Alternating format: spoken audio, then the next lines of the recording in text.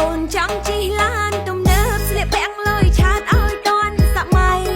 ហើយជិះឡានស៊េរីថ្មីក្នុងស្រុកគេល្បីពេញនិយមក្រុមគ្នាតើបងបំពេញបំណងអូនបានទេណាពងងារហើយយើងស្រឡាញ់គ្នាមិនបាច់គិតមានក្រអូនចង់ជិះឡានណាទំនើបគំនិតអូនពិតជាលយដល់កយោបល់អូនសែនល្អមើលមកបងដូចជាស្ថ័យបើមានលុយទិញឡាន